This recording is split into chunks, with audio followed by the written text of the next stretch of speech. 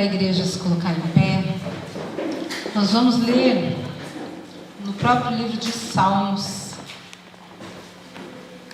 capítulo 34.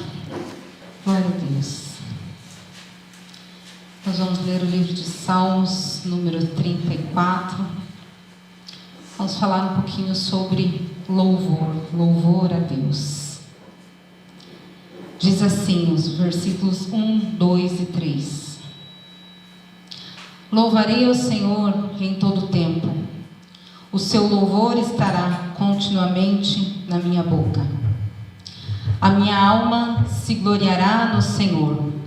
Os mansos o ouvirão e se alegrarão. Engrandecei ao Senhor comigo e juntos exaltemos o seu nome. Amém? Glória a Deus. Feche os vossos olhos. Vamos orar neste momento. Que você possa levantar a sua voz aí do lugar onde você está e pedir para que o Senhor venha falar com você nessa noite. Pode começar a orar neste momento. Em nome de Jesus. Em nome de Jesus. Glória a Deus. Senhor Jesus. Glória a Deus poderoso. Aleluia.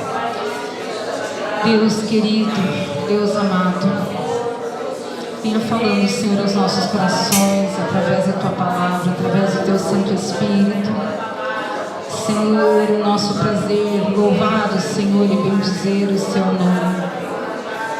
Deus, vem, Senhor Jesus, aquecer o coração, falar com a Tua igreja e trazer, Senhor, mais a Tua presença, mais a Tua unção, mais o Teu poder, Senhor, sendo derramado sobre nós. É o que nós queremos, Senhor Jesus. Em nome de Jesus. Amém. Glória a Deus. Podemos assentar. Glória a Deus. Eu acredito que você pode glorificar ao Senhor enquanto você recebe a palavra. Aquele que recebe de bom grado, né? Vai agradecendo ao Senhor, glorificando ao Senhor. E nesta noite, na verdade, eu falei, né, para o pastor, não estava eu escalada ou incumbida de trazer a palavra. Eu fico muito feliz em ver o meu pai pregando, porque eu sei do esforço dele naquela idade, muitas vezes está ofegante, mas ele sempre está fazendo o melhor que ele pode nas suas condições. Mas hoje não pôde estar, mas logo eu pedi a palavra ao Senhor para compartilhar com a amada igreja, porque nós sabemos da responsabilidade que é falar das coisas do Senhor. Se eu viesse aqui falar de mim, seria muito fácil, né? Eu sei de mim e tudo mais, e vou falar aquilo que eu acho que eu sei. Mas falar das coisas de Deus, nós precisamos da revelação do Espírito Santo. E é o Espírito Santo que está aqui nesta noite, e nós sentimos a sua presença. Ao falar de louvor, esse salmo de número 34, ele é apenas o ponto de partida para nós falarmos de outras situações de louvor. Quando nós falamos de louvor, imediatamente se pensa em cantar, em tocar, ou alguma coisa relacionada à música. Mas quando nós falamos em louvor, nós estamos dizendo sobre reconhecer quem Deus é na nossa vida. E quando nós reconhecemos quem Deus é, nós não conseguimos ficar de boca fechada. Quando nós reconhecemos quem Deus é, nós não conseguimos ficar triste no ambiente que o Deus que emana alegria, emana paz, emana o amor, está presente. Então, quando nós falamos em louvor, nós falamos de uma expressão de amor, uma expressão de amor que parte do nosso coração para o coração de Deus. E nós vemos na palavra de Deus, no Antigo Testamento, quantos exemplos de louvor, quantos exemplos de gratidão, de palavras, mas também quantos exemplos de cântico, quantos exemplos de instrumentos, quantos exemplos de coro. Você já parou para pensar o porquê esse povo lá no começo, né, o povo que o Senhor criou, como eles tiveram a ideia de começar a cantar, tocar, louvar? Não era para fazer um barulho qualquer. Até porque há um salmo de Davi, o salmo de número 22, versículo 3, que diz o seguinte: eles perceberam e sentiram a presença do Senhor, e Davi escreveu dizendo: Deus é santo e Ele habita no meio dos louvores. O nosso Deus habita no meio dos louvores do povo de Israel e hoje no meio dos louvores da igreja. Quando nós olhamos para o Antigo Testamento, nós podemos ver vários exemplos de louvor, mas eu quero destacar dois a princípio. Um louvor, um cântico entre um homem e outros filhos de Deus, Moisés e os filhos de Deus, que atravessaram, os filhos de Israel atravessaram o Mar Vermelho, e assim que atravessaram, viram aquele tão grande milagre, eles cantaram, diz a palavra do Senhor, cantaram. Moisés cantava e de repente os demais respondiam, não sei como era organizado esse coro, mas esse louvor foi da seguinte forma: primeiro ele viu o milagre e depois ele louvou. Mas eu quero destacar aqui nesta noite que nem sempre vai ser assim. Você vai ver o milagre e daí vai louvar. Quando nós lemos a palavra de Deus dizendo louvarei ao Senhor continuamente, é se você ver milagre, se você não ver milagre, se você estiver bem, se estiver mal, se estiver lá em cima, se estiver lá embaixo, em todo o tempo eu louvarei ao Senhor continuamente. O seu louvor deve estar na minha boca. O outro exemplo que eu iria dar era do rei Josafá. Veja, Moisés, ele teve toda uma trajetória com Deus.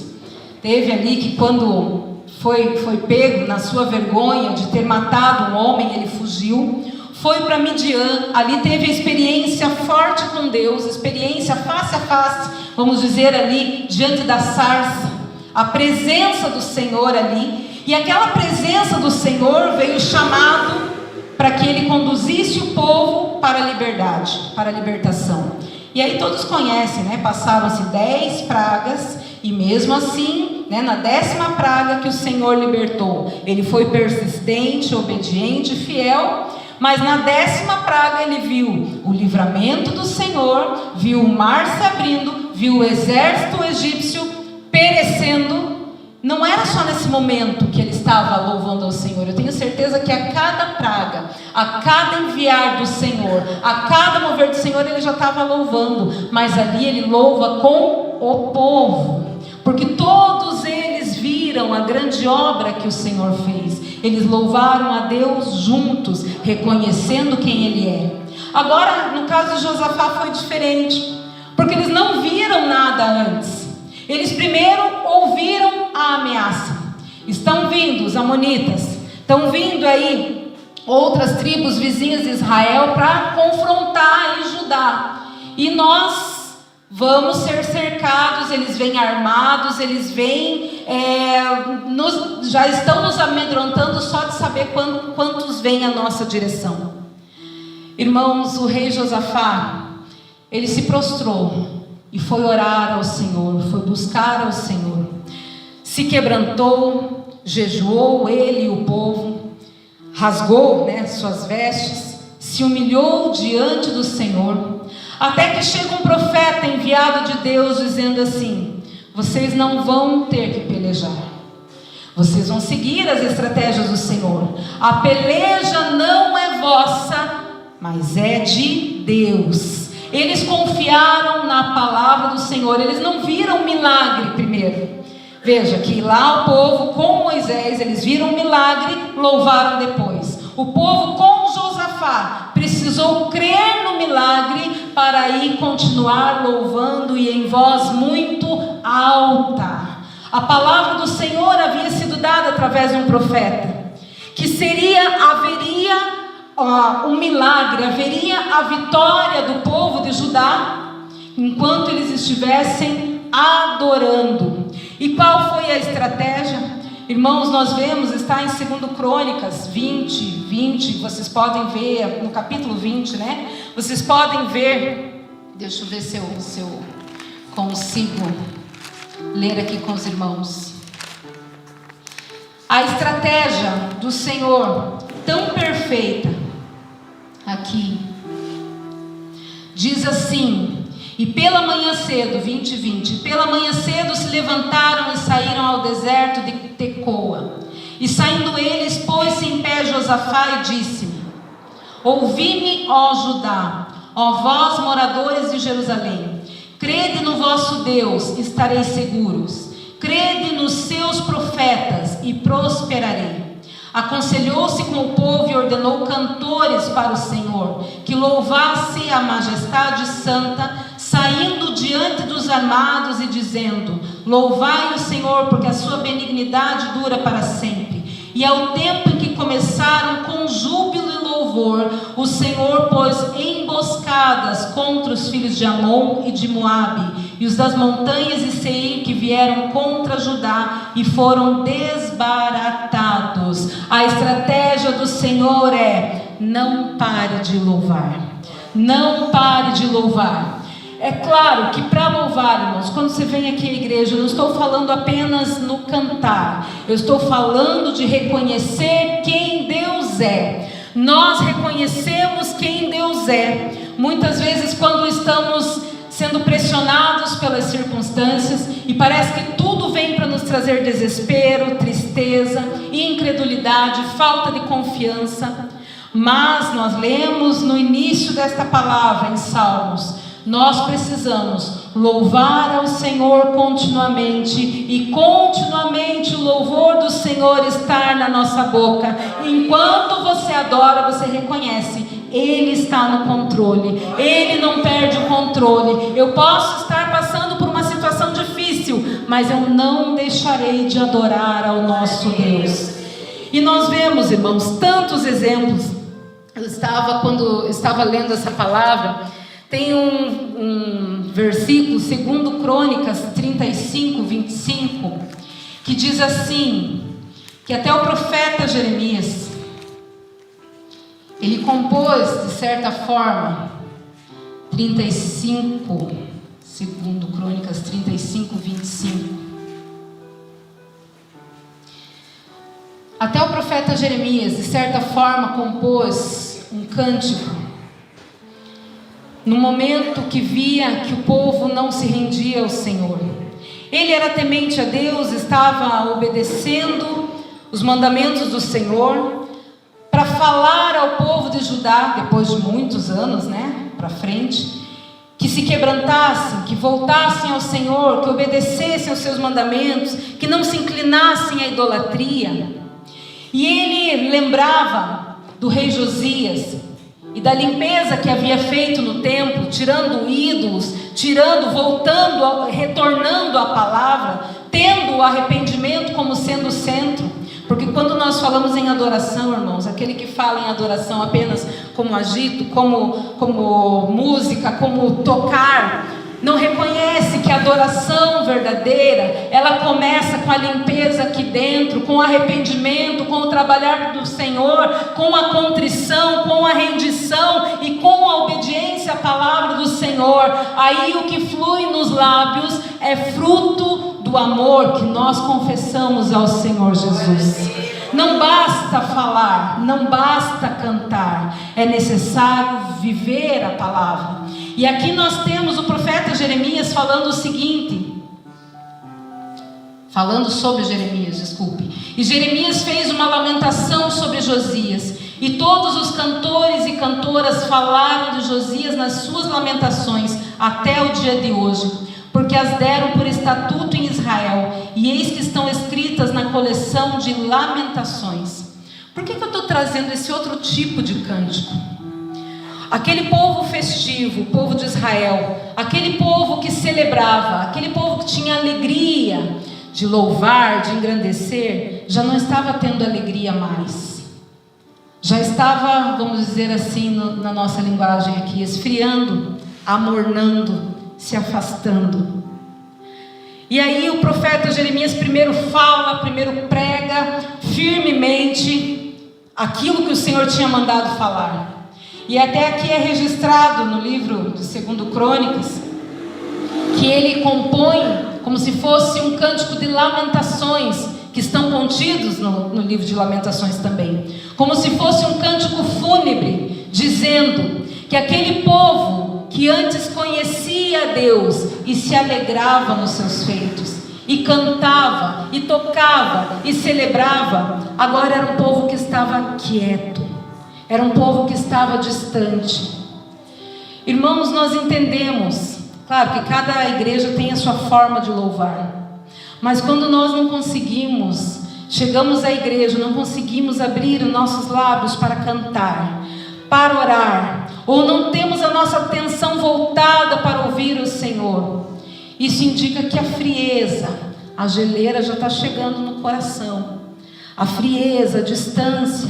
E o que aconteceu? O povo já estava corrompido pela idolatria, e a idolatria, tudo que eu coloco no lugar do Senhor, tudo que ocupa o lugar do Senhor vem a ser idolatria.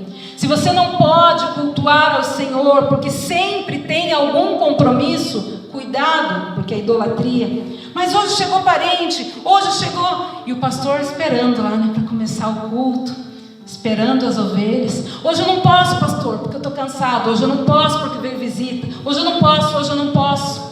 É como aquele povo de Judá, que antes tinha aquela alegria em louvar, mas agora já não faz sentido mais.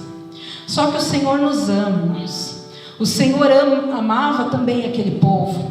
E o que aconteceu? Para que eles parassem e prestassem atenção novamente no Criador, naquele que os fez, naquele que o ensinou a caminhar, naquele que o ensinou a batalhar, naquele que estava proporcionando experiências com aquele povo, o Senhor levou Judá para o cativeiro na Babilônia. 70 anos. Esses 70 anos, irmãos, foram de purificação. Mas purificação no meio do povo idólatra, porque foi para a Babilônia, lá era pior ainda. Mas nós vemos que, tanto os profetas mesmo colocam, que foi no meio desse povo, que era pior do que Judá. Depois viria o castigo deles. Mas Judá foi levado ao cativeiro para ser purificado. Irmãos, muitas vezes, quando a frieza bate, quando a distância, quando nós não sentimos falta da presença do Senhor, às vezes é necessário que Ele nos leve a um deserto, onde nós possamos apenas ouvir a sua voz, onde não tenha mais voz dos parentes, não tenha mais voz das atrações, e só tenha a voz de Deus. E sabe o que eu acho interessante, irmãos? O Salmo 137 nos diz um momento muito triste da história desse povo lá no cativeiro. Esse povo, Salmo 137 diz assim: junto aos rios da Babilônia nos assentamos e choramos, lembrando-nos de Sião. Sabe o que aconteceu? Bateu saudade. Bateu saudade. E eu tenho outros versículos aqui para dizer também, de Davi colocando, né? Quando o povo começa a sentir saudade da casa do Senhor, começa a sentir saudade da presença do Senhor, é aí que o trabalhar de Deus começa.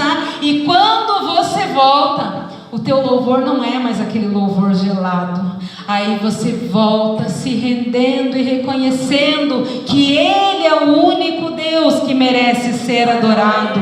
Olha o que nós vemos nesse salmo. O povo sentava, você consegue imaginar, às margens do rio da Babilônia, chorando e lembrando de Sião, lembrando talvez daqueles salmos que eles cantavam nos degraus, lembrando daqueles salmos do tanger da harpa e lembrando, como eu gostaria de estar lá. Irmão, tem muita gente aí fora que gostaria de estar aqui, que talvez seja desviado, às vezes se decepcionou com alguma coisa na igreja, talvez estivesse fraco, porque aquele que está forte, ele se decepciona muitas vezes e fica, porque sabe que o Deus que está aqui, Ele é maior do que todas as circunstâncias que acontecem. E nós vemos que às vezes as pessoas ouvem, a gente vê quando a gente está ensaiando lá na nossa igreja, as pessoas passam na frente, param, escutam. Às vezes eu vou lá, deixo eles ensaiando, vou lá, vejo as pessoas sentadas, às vezes chega a convidar, as pessoas ouvem, talvez sentem saudades daqueles momentos em que estava na presença do Senhor, na casa do Senhor, e de repente por uma situação saíram, se afastaram. O Salmo 137 mostra: nos salgueiros que há no meio dela penduramos as nossas harpas.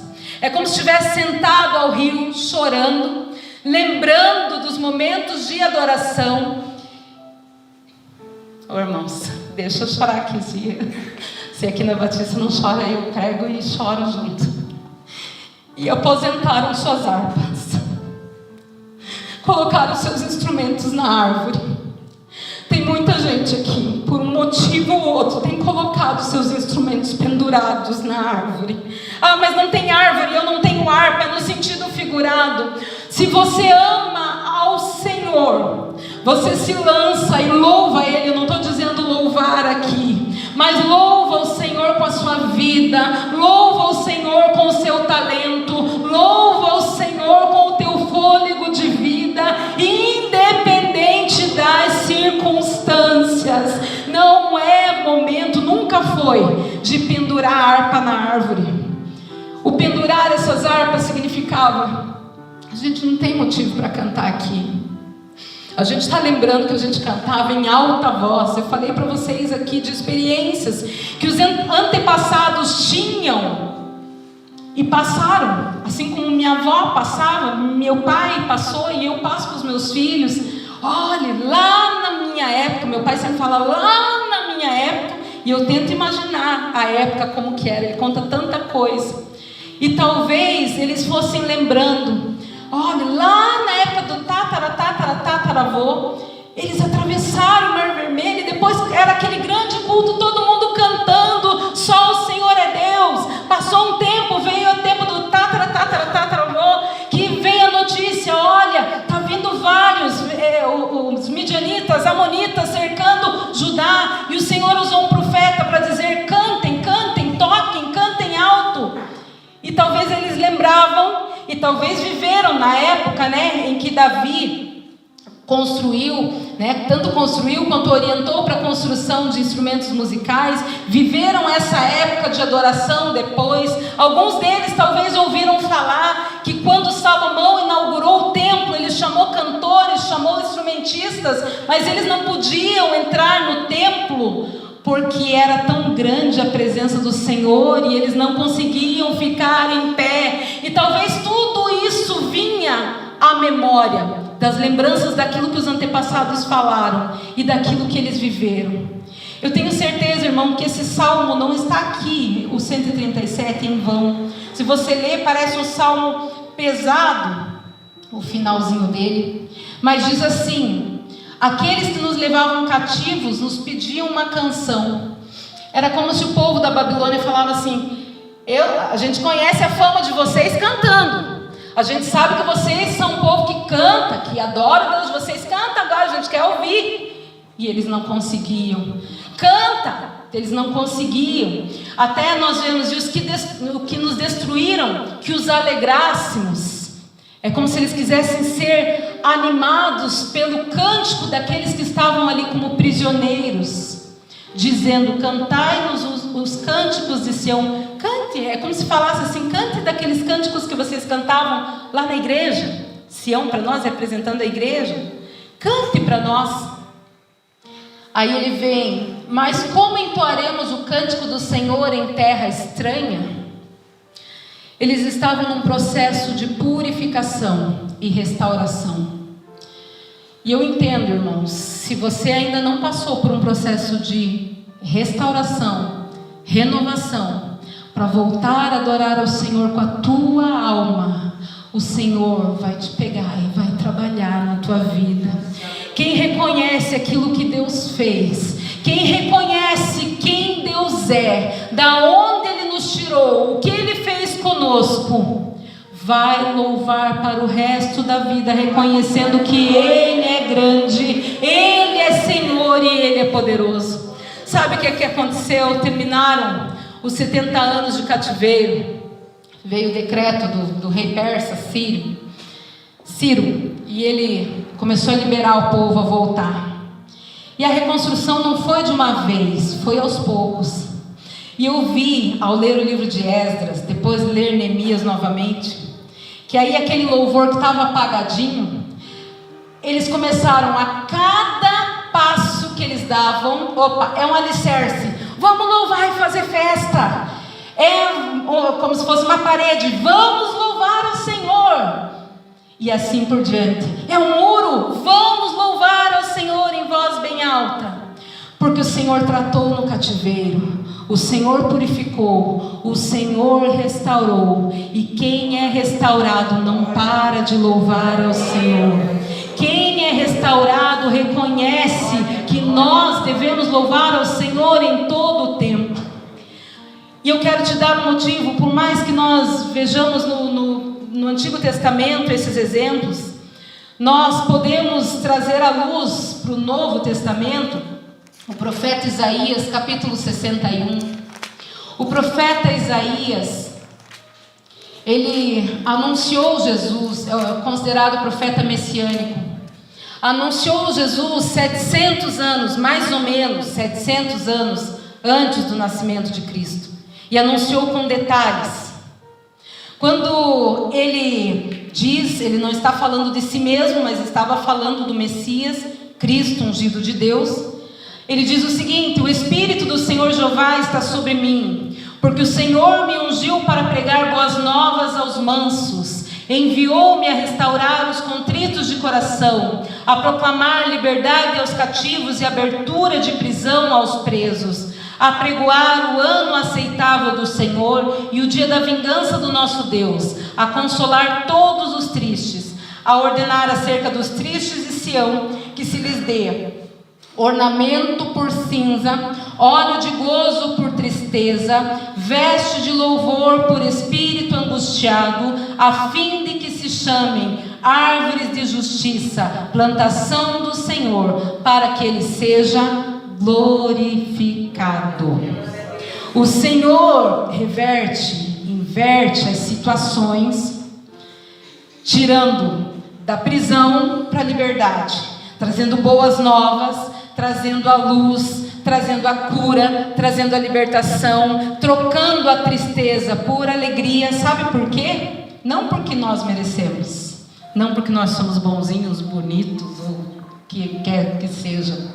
Ele muda a nossa sorte para que o seu nome seja glorificado. Aleluia. Se você reconhece que o Senhor é o único digno de adoração, você não vai parar de louvar nunca até que o Senhor te chame. E olha que eu acabei de ler o profeta Isaías. Lá em Lucas, Jesus fala que isso que o profeta Isaías profetizou estava falando de si mesmo. Então eu não estou falando de Antigo Testamento, agora estou falando de nós. O Senhor nos trouxe a liberdade, o Evangelho das Boas Novas nos alcançou, e o Senhor trocou as nossas vestes de luto, nossas vestes de cinza, por óleo de alegria e vestes de louvor. Aleluia! O Senhor é maravilhoso, irmãos. E aí nós vemos, claro que poderia dizer, passar a noite aqui falando de vários e vários exemplos. Esse Jesus que troca o óleo as vestes de tristeza, as vestes de luto por óleo de alegria, é o Jesus que sustentou os apóstolos, que com certeza iam para o martírio cantando, glorificando, bendizendo. Prova disso, a gente tem Paulo e Silas na prisão. Eles estavam ali, meu Deus, eu servindo ao Senhor, Ele me manda para cá. Quando eu sair daqui, a primeira coisa que eu vou fazer é me afastar dessa missão aí que está sendo muito dura. Ele tendo aquela alegria que excede os motivos que nós vemos, porque se nós ficarmos alegres só pelo que nós vemos, irmãos, então se você ligar a televisão, você já entra em depressão. Se vier uma notícia ruim na tua vida, você já perde o sentido de viver. Se qualquer coisa que aconteça, você para de louvar. Mas quando a alegria do Senhor é a tua força, aí nós vemos como Paulo e Silas, nós vemos como Pedro, nós vemos como João, adorando ao Senhor mesmo em meio ao sofrimento.